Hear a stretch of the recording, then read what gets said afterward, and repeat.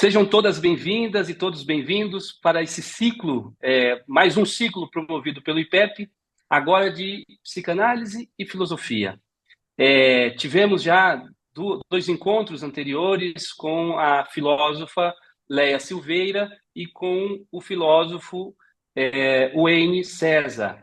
Hoje nós temos o prazer imenso, um prazer enorme de estarmos aqui com o filósofo Oswaldo Jacóia Júnior.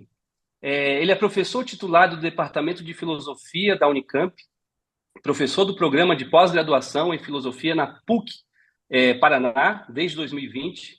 Graduou-se em Filosofia e em Direito, em Filosofia pela PUC São Paulo e em Direito pela USP. Também é mestre em Filosofia pela Pontifícia Universidade Católica de São Paulo. Se não me engano, depois ele me corrige se eu estiver errado, mas ele foi orientando do Bento Prado Júnior.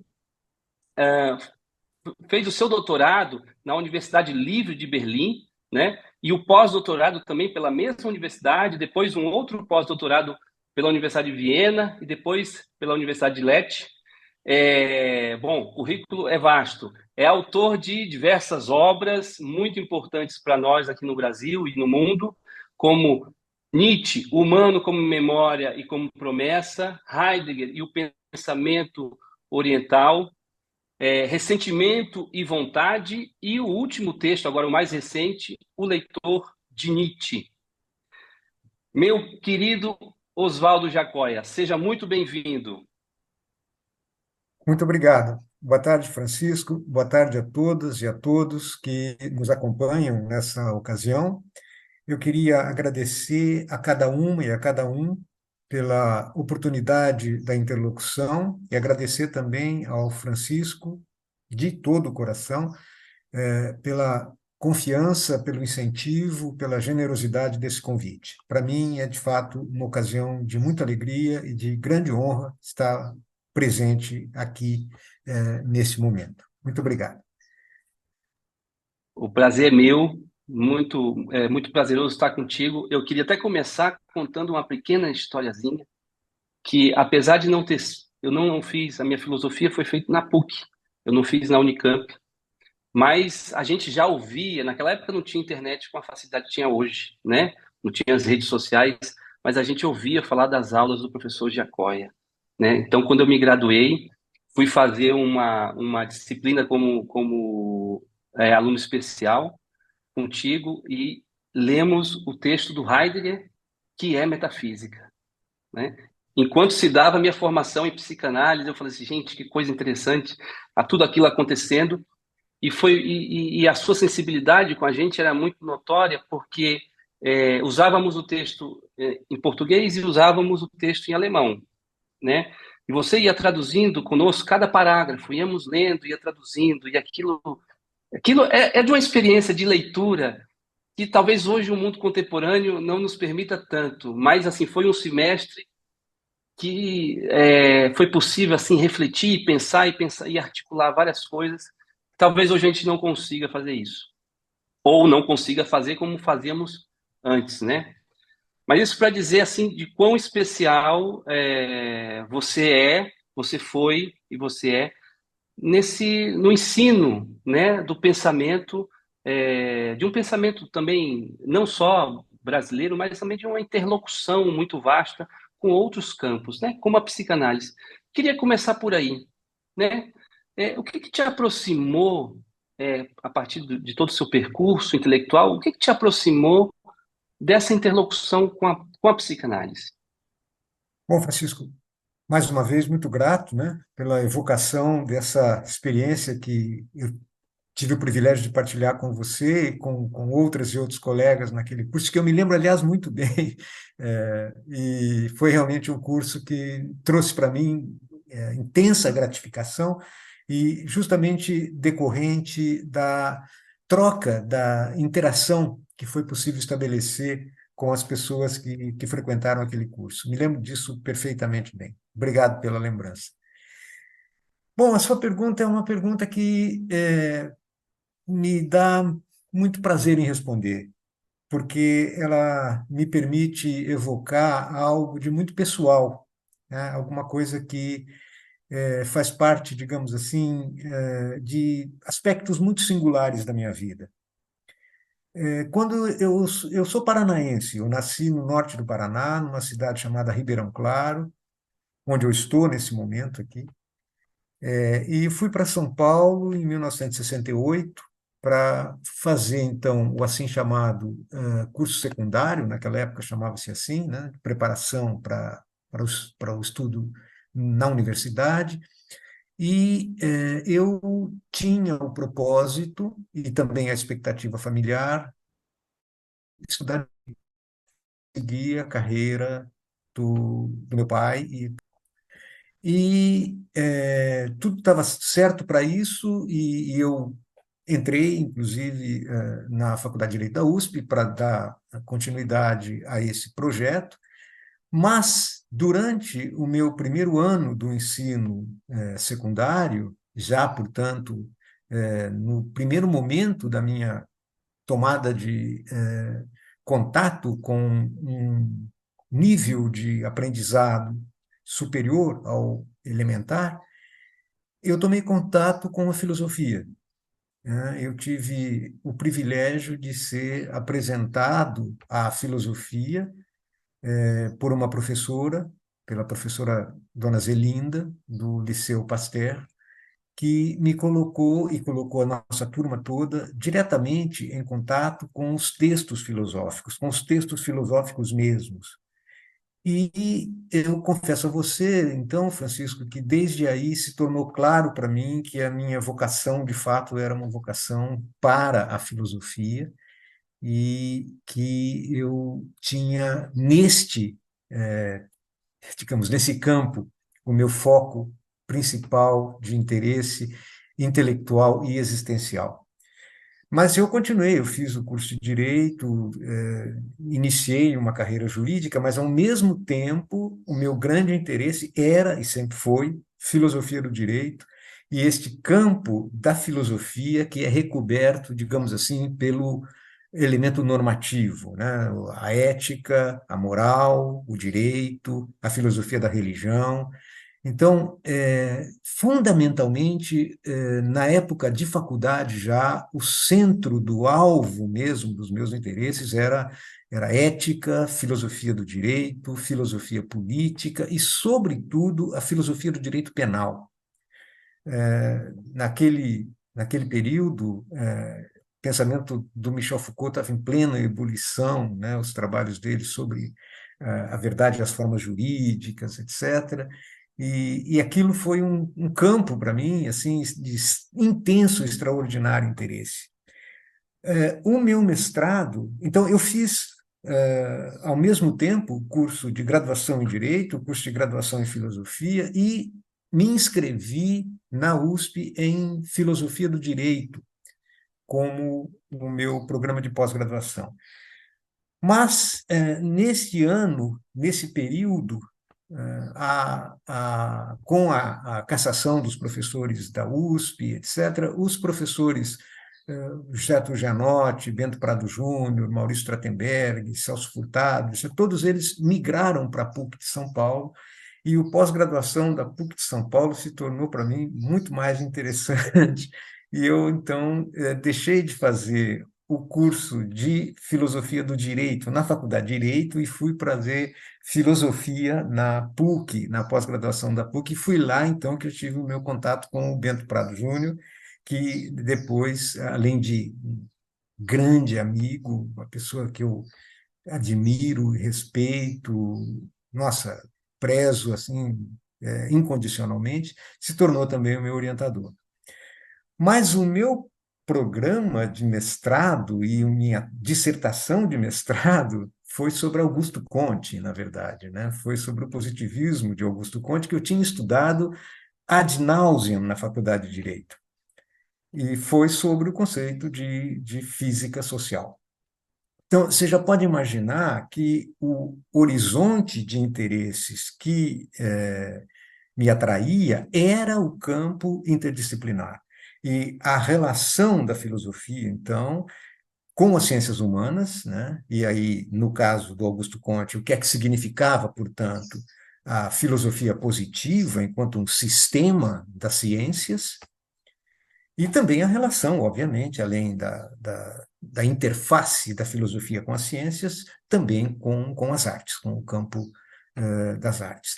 Então, o meu interesse, sem dúvida nenhuma, é nucleado em filosofia, na história da filosofia, mas ele se espraia e com bastante intensidade para a relação com as demais disciplinas, em particular com as ciências humanas, mas também com a epistemologia de modo geral, né?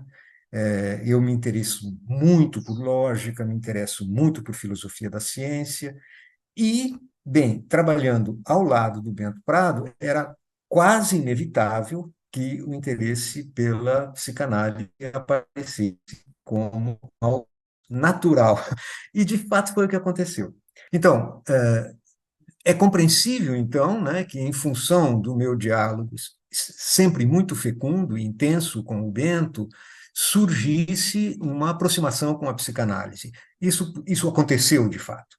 Mas, ao lado disso, em paralelo, outros elementos interferiram aqui e, digamos, um dos disparadores realmente desta minha preocupação com a psicanálise foi os elementos propriamente filosóficos que fazem parte da psicanálise, né? Basicamente, conceitos, estratégias de método, princípios, formas de pensamento, modalidades de indagação, né, que estão, por assim dizer, na base da psicanálise, certamente freudiana, mas não só freudiana, que me interessavam muito refletir do ponto de vista da filosofia. E foi, então, o que eu sempre fiz, né? E aí, eu, ao mesmo tempo que fazia filosofia com uma remissão absolutamente fundamental à história da filosofia e à análise de textos, à historiografia da história da filosofia, me interessava também a interface da filosofia com as outras ciências, de modo muito particular com a antropologia, com a sociologia e com a psicanálise. Mas se você observar, então, os meus textos, as minhas aulas, a minha trajetória docente, mas também de pesquisador, você vai ver que é nestas direções, nesses distintos raios, vamos dizer assim, que saem todos eles da minha ocupação matricial com a história da filosofia e que se irradiam, então, por esses outros campos. E isso fica muito claro, inclusive até nessa apresentação que você gentilmente fez, e lembrando-se de Heidegger, o meu interesse por Heidegger não é apenas pelo Heidegger filósofo, não é apenas pelo Heidegger leitor e intérprete de Nietzsche, e praticamente um grande marco da história da filosofia contemporânea, talvez um dos pensadores mais notáveis do nosso tempo. Sem dúvida, tudo isso é verdade, tudo isso é real, mas o Heidegger, para mim, também é um, um pensamento a partir do qual eu posso dialogar, por exemplo, em termos interculturais e transculturais. Daí, portanto, é a partir de Heidegger e Nietzsche que eu tenho há já vários anos, talvez possa me referir aqui a 3 décadas, não somente eu, mas o nosso grupo de estudos na Unicamp sobre filosofia oriental tem procurado estabelecer, então, um diálogo com o pensamento oriental, mais particularmente com a filosofia zen budista, a partir de determinados autores da nossa filosofia contemporânea.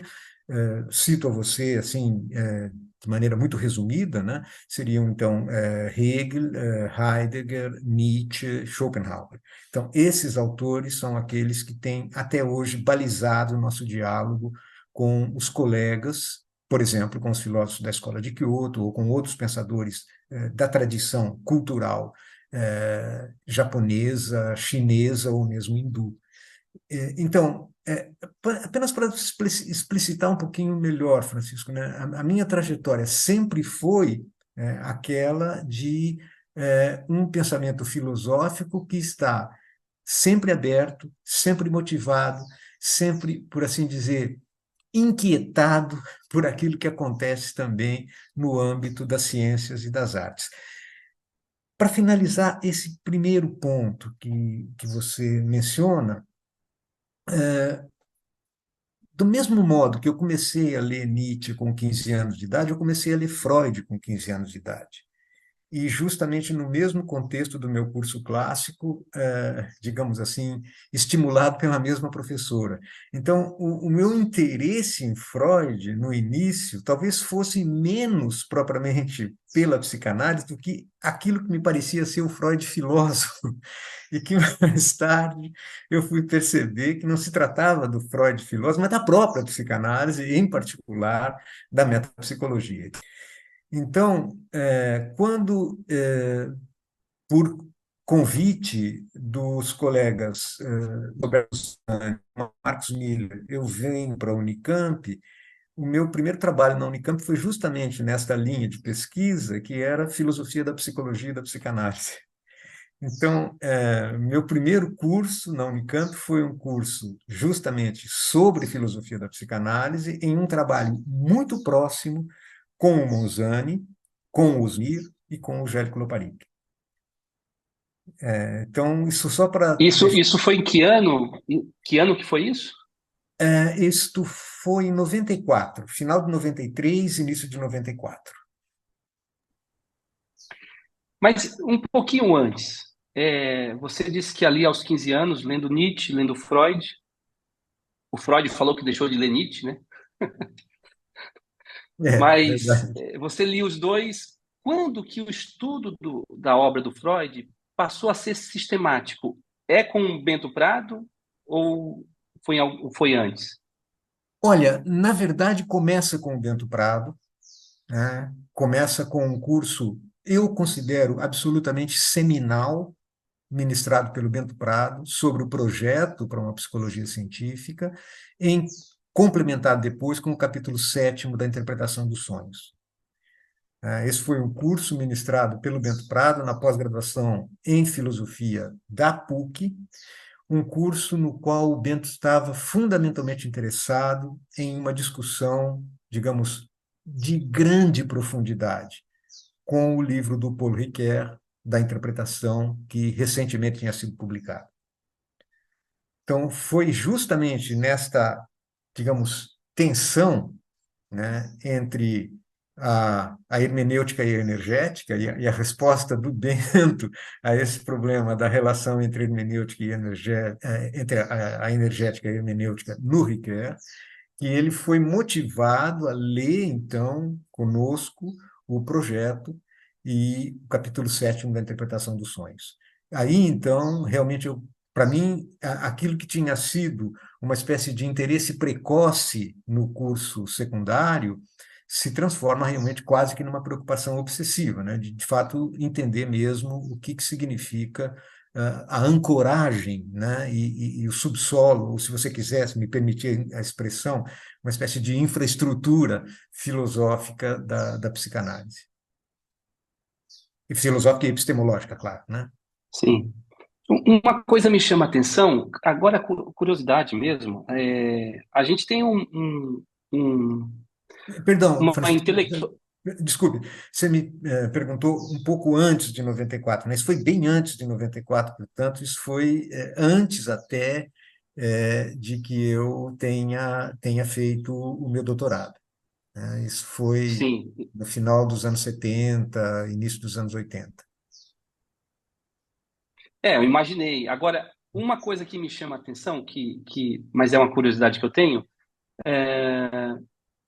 você lê autores de língua alemã, né? Esses autores, basicamente. E a nossa intelectualidade, em geral, ela é mais afeita à tradição francesa, né? Tipo, a própria USP, né, por exemplo.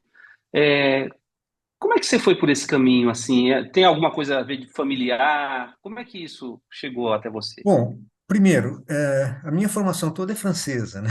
Então, eu até o doutorado, a minha formação era formação típica, né? Eu diria quase que bastante generalizada, do ensino de filosofia profissional no estado de São Paulo, né? O modelo uspiano.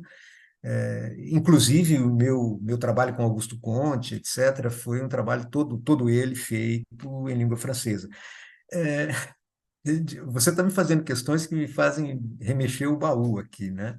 É, a minha formação mesmo era uma formação de curso clássico no Liceu Pasteur, que é um colégio francês, em última instância, né? E nós tínhamos assim uma intensíssima concentração em cultura francesa, literatura, língua francesa, etc. Então, como aluno do Pasteur, a minha formação é uma formação assim solidamente francesa. Vou te contar uma coisa aqui que eu tenho assim um certo pejo em comentar. Eu já tive até uma intenção de traduzir o Iclô do Sartre para o português na minha época de juventude, né? Felizmente eu não dei continuidade a esse projeto, não cometi essa barbaridade. Então, o que motivou essa mudança, o que motivou essa alteração, essa guinada fundamental foi Nietzsche, né? Quando eu tomei um contato mais a sério com o pensamento de Nietzsche, né? Sobretudo, percebi o grau de densidade, a força de provocação, né, que estava contida ali, a radicalidade da crítica de Nietzsche, né, a moral hegemônica no Ocidente, a moral judaico-cristã e ao dogmatismo filosófico em geral.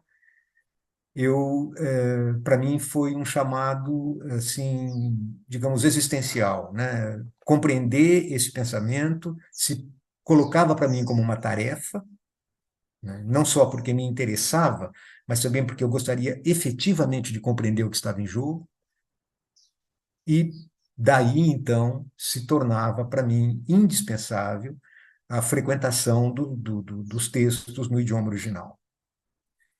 Isso sempre foi um ponto de honra para nós, para esse tipo de formação que eu tenho, né? Nós tivemos durante 3 anos no curso clássico latim e grego, então a gente tinha, de fato, o contato com os textos filosóficos no idioma original, e é sempre isso que caracteriza o meu trabalho, né? Nunca leio um texto a não ser.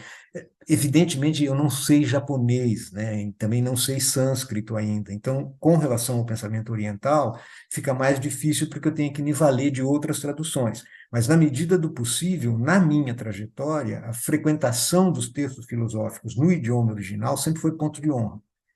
E com Nietzsche, e o mesmo vale para Freud, viu, Francisco? Foi essencial. Olha, compreender Nietzsche e Freud, de fato, só vai ser possível no grau de profundidade que me interessa fazê-lo, se eu conhecer o texto na sua formulação original.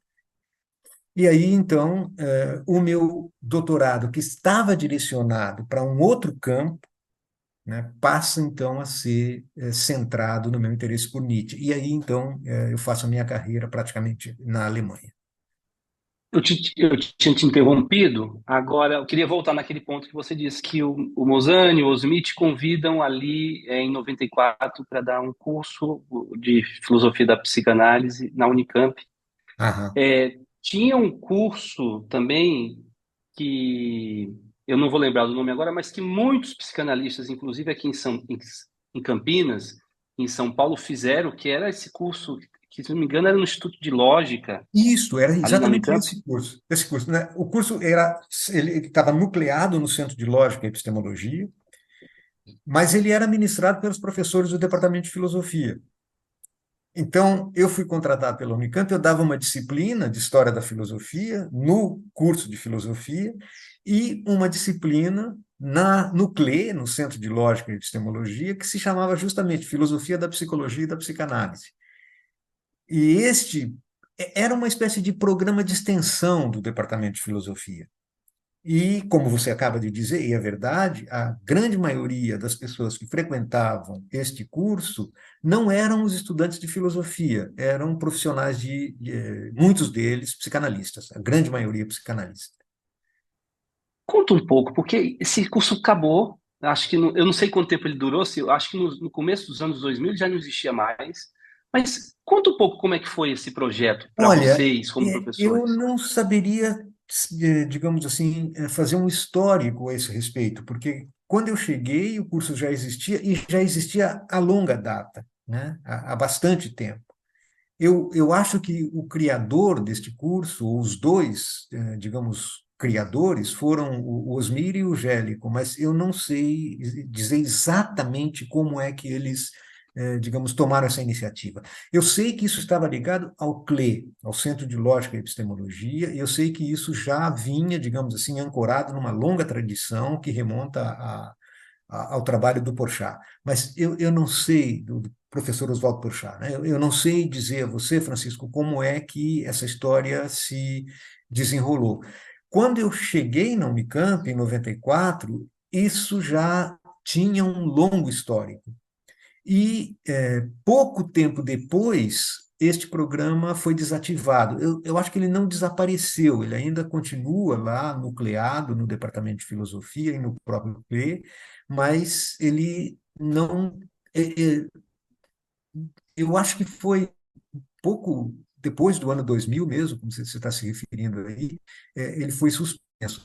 Eu não sei, porque, na verdade, a minha colaboração aí durou muito pouco tempo, porque logo depois houve essa desativação e eu estava chegando na Unicamp. Eu nunca entendi muito bem esse processo também. Portanto, sou uma péssima fonte para para responder, para fazer esse tipo de reconstituição histórica, porque eu cheguei num momento em que foi um momento já bastante problemático, e logo depois esse programa foi suspenso. Mas eu acho que, se você me permite uma sugestão, né, talvez fosse o caso de convidar o Osmir e o Gélico para uma reconstituição desse. Osmi, sim, sim. Eu acho importante recuperar Ah, sem esses momentos dúvida. históricos, ainda que não tão tão distantes ainda, né? Enquanto Olha, estão tão eu, próximos. inclusive, acho que o meu colega da PUC, o professor Eduardo Ribeiro da Fonseca, já fez em parte isso.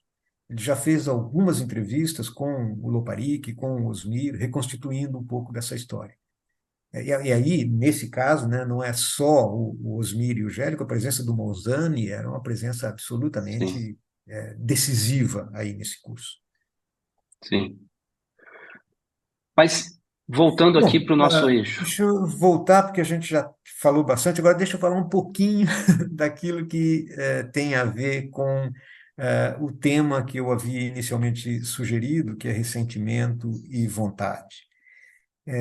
Esse tema é, digamos, uma instanciação, praticamente, quase uma instanciação bastante concreta, deste elo que vincula para mim o interesse pela filosofia e o interesse pela psicanálise.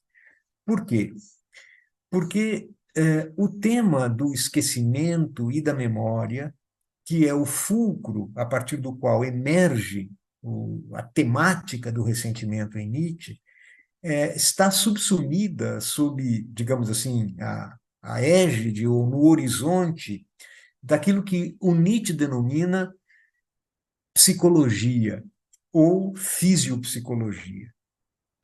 Na verdade, esta fisiopsicologia de Nietzsche é, na verdade, algo de muito, muito relevante e um projeto muito grandioso que envolve uma espécie de ressignificação, né, de psicologia e de fisiologia.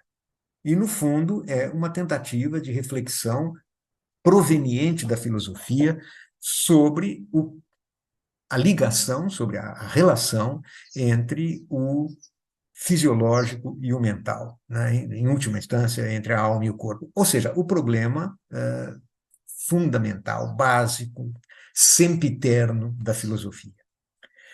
E, no fundo, quando Nietzsche se dispõe a, digamos, desenvolver e explicitar no seu pensamento mais tardio o que é que ele entende por fisiopsicologia, é, na verdade, do processo de hominização que ele está falando, é do devir homem, é disso que se trata na fisiopsicologia de Nietzsche. Ou seja, trata-se, em última instância, de compreender qual é a lógica e qual é a dinâmica do processo civilizatório. Como é que nós podemos começar a pensar sobre o que é que significa o animal humano, ou, se você quiser, entre aspas, uma natureza humana. E começa-se justamente a partir do questionamento dessa natureza humana.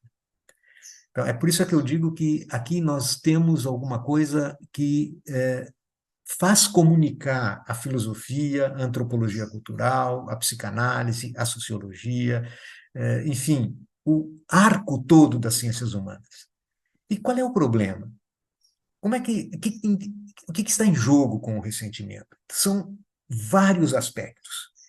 E este tema do ressentimento, não só ele está no centro nevrálgico do pensamento de Nietzsche, como, a meu ver, ele é, de fato, uma chave para que a gente possa compreender algumas das questões fundamentais do nosso próprio tempo, do nosso próprio presente. Compreender o funcionamento do ressentimento, a lógica do ressentimento, o modo como o ressentimento produz efeitos nas nossas vidas, me parece ser uma contribuição decisiva para entender o que nós somos hoje, aquilo que nós nos tornamos e o que nós estamos fazendo conosco. Então, isto foi o principal elemento que me motivou a escrever esse livrinho chamado Ressentimento e Vontade. Por quê? Porque o primeiro momento de problematização do ressentimento em Nietzsche tem a ver justamente com a questão da recusa de se interpretar o ressentimento segundo o modelo do arco-reflexo. Ora, toda essa discussão sobre o reflexo é uma discussão que está na origem da psicanálise, né? Pelo menos da psicanálise freudiana, né? Então, o que significa ressentimento para Nietzsche? Significa vingança, significa desejo de vingança, ânsia de vingança. E entender o ressentimento a modo do reflexo, ou segundo a chave do reflexo, na lógica do reflexo, significa para Nietzsche perder de vista o essencial do ressentimento. O ressentimento não é uma resposta imediata e mecânica a um estímulo. O ressentimento implica um processamento psíquico. E um processamento psíquico extremamente complexo. E isto tem a ver, então, depois eu vou chegar um pouquinho mais perto do que interessa isso para nós hoje. Então, primeiro, né, Nietzsche mobiliza um arsenal de argumentos para mostrar que a compreensão do esquecimento, segundo o modelo do reflexo, é míope e inadequada. Então, é preciso entender como é que o ressentimento funciona, de fato, em termos do psiquismo. E ele vai explicar que ele funciona na confluência, ou seja, na trama formada entre os dispositivos, se você quiser, ou os mecanismos da consciência, da memória e do esquecimento. Então, o ressentimento vai se instalar numa espécie de espaço disfuncional no jogo entre a consciência, a memória e o esquecimento. E justamente este jogo entre esquecimento e memória é o que torna o homem homem. Então, para o Nietzsche, a pedra inicial do processo de hominização significa a faculdade da memória, a criação de uma faculdade da memória. E essa criação de uma faculdade da memória é um trabalho de formação do homem sobre si mesmo, digamos assim, uma autocriação do homem, feita sobre o material das suas pulsões. Então, o que é propriamente animal no homem? É a sua capacidade plástica, a sua capacidade que é própria do organismo de metabolizar a sua relação com o meio ambiente. Portanto, no caso do psiquismo, de processar vivências. Ora, o esquecimento é a força animal do processamento das vivências, sobretudo nos hominídeos.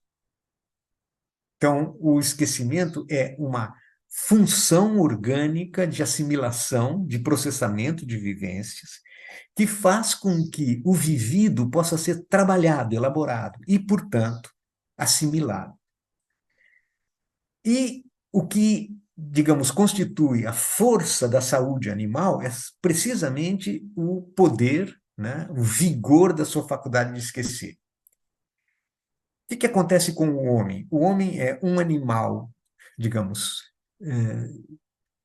sui generis, e o Nietzsche vai dizer um animal doente, né? Precisamente porque no homem dá-se este fenômeno, a criação de uma faculdade da memória, que significa em bloquear temporariamente e manter em suspenso a vigorosíssima força do esquecimento.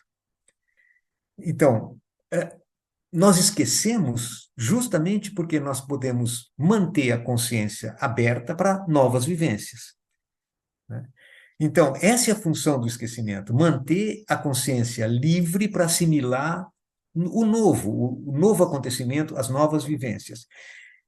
Quando você bloqueia o esquecimento, você cria a possibilidade de fixar, né, algo na memória e manter, por exemplo, em suspenso, né, manter fora da voragem do esquecimento determinados tipos de vivência.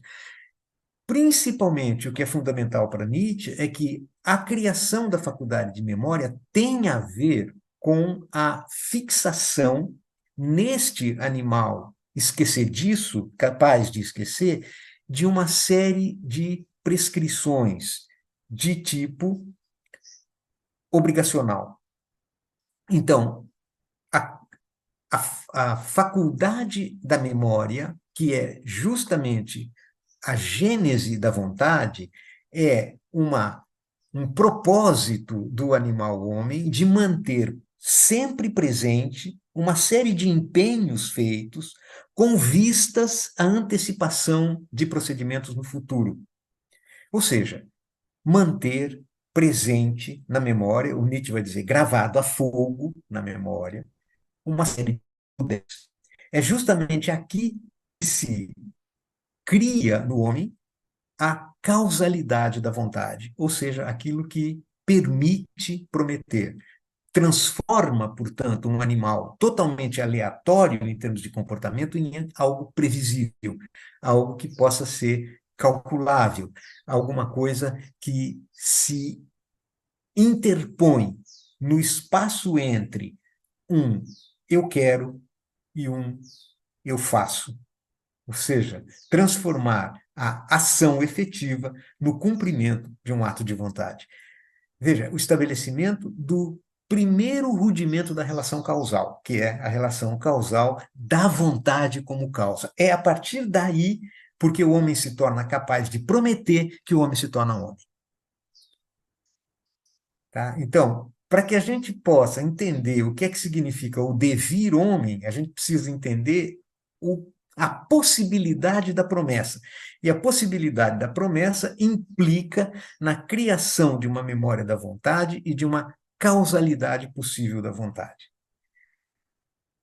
Por que o Nietzsche diz que isso é doença? Porque o vigor do esquecimento animal é como que parcialmente, digamos assim, bloqueado, posto em suspenso.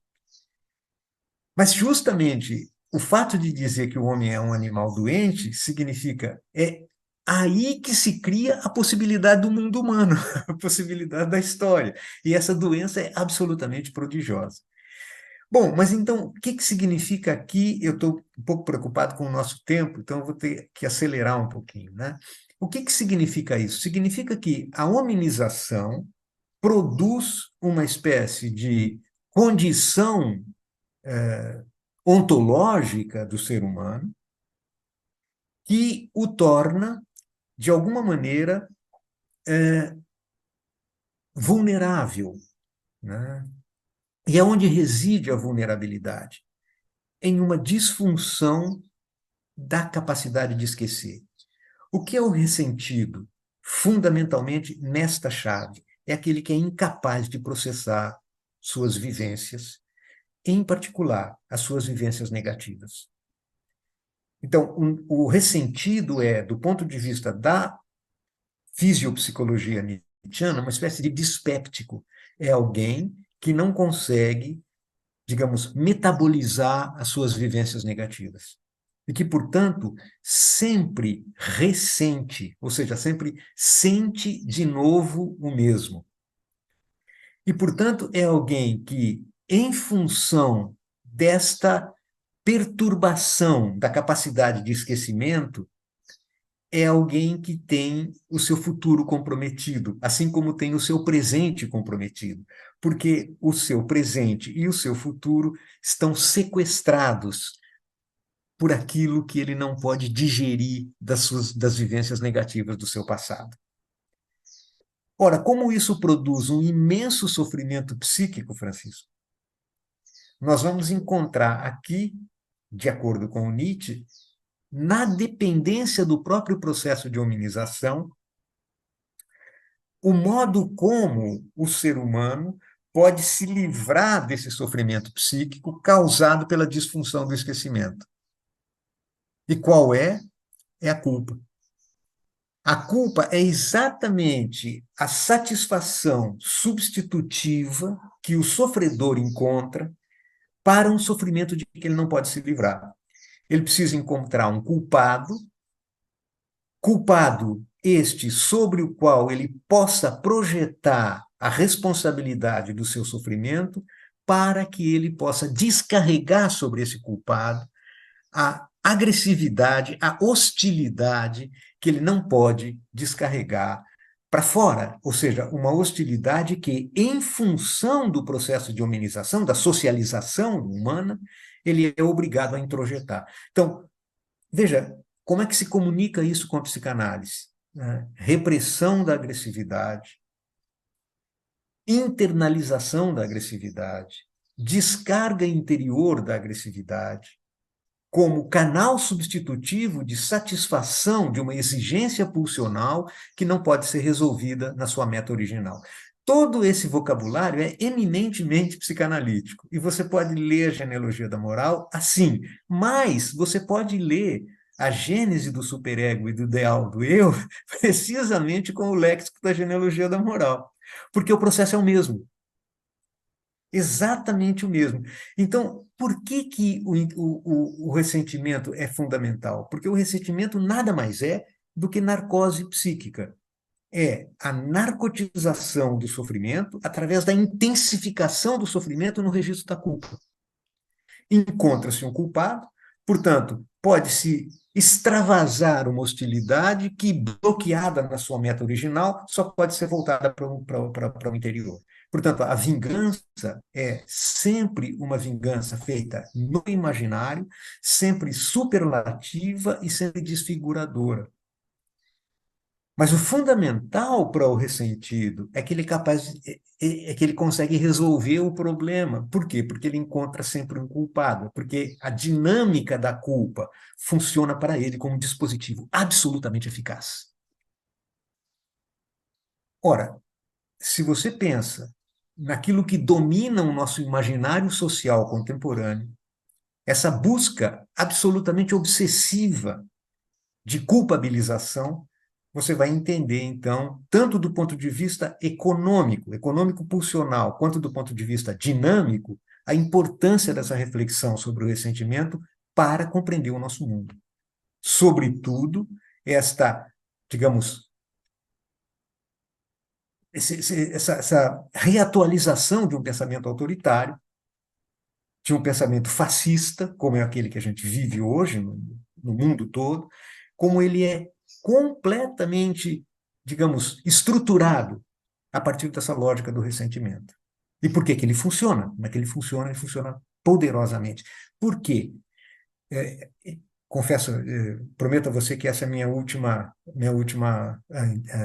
exposição aqui, né, para não tomar mais tempo, é porque o ressentimento, né, de acordo com essas características que eu procurei descrever aqui de maneira muito geral, é fundamentalmente no Nietzsche um processo de subjetivação.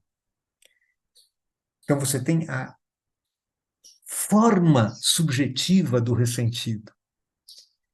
E é este um tipo psicológico hoje extremamente frequente, né? E acho que de uma atualidade que é patente, né? Que é, digamos, muito facilmente discernível. Então, entender o ressentido como um tipo subjetivo, como uma forma de subjetivação, eu acho que é um grande caminho para que a psicanálise possa, digamos assim, beneficiar-se de um diálogo fecundo com a filosofia. Isso está na base, então, desse livrinho que eu escrevi, que você anunciou tão gentilmente aí no início da nossa conversa. Eu acho interessantíssimo. Boa parte do que você estava falando, eu estava lembrando de um processo. Tô lendo recentemente um neurologista, na verdade não é um neurologista, é um neurocientista, chama Stephen Walker, que ele escreve um livro chamado Por que Dormimos? E todo esse processo do apagamento e da rememoração e da construção de memória, o sono é de uma intensidade como o do dia da vigília, né?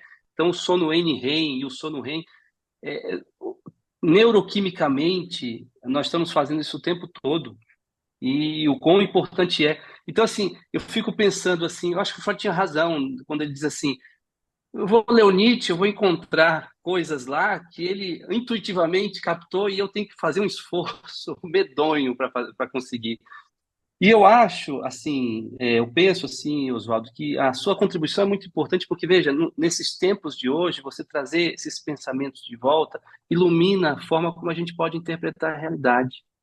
Não só a realidade subjetiva, né, entre as pessoas, né, entre os seres humanos, mas na coletividade como essas coisas funcionam, né? Então, você aponta muito bem e não só isso, mas também a relação que a filosofia e a psicanálise podem estabelecer, porque não depende só de um lado, né? Depende Sem de todos dúvida. os lados, mas aponta muito bem. Isso é muito gratificante.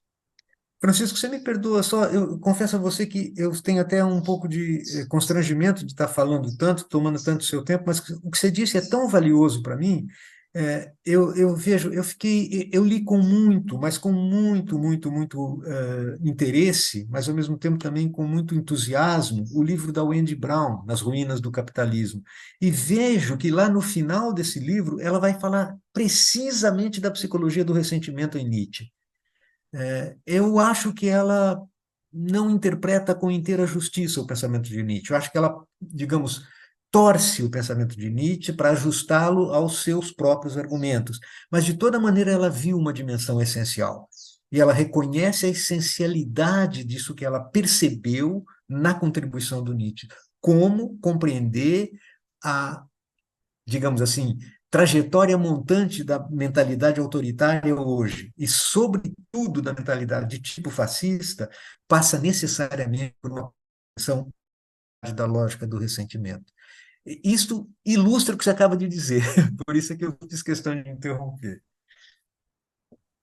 Bom, olha, pena que o nosso tempo esteja aqui esgotado, mas foi uma alegria imensa te ouvir contar de histórias e trazer as contribuições que você tem nos dado. É um prazer falar com. Você é uma pessoa muito gentil, sempre no trato, sempre foi. Isso é admirável. Tá? Esse talvez seja o ponto assim que me chama muita atenção. Um simples e-mail, você sempre com muita delicadeza, com muita gentileza.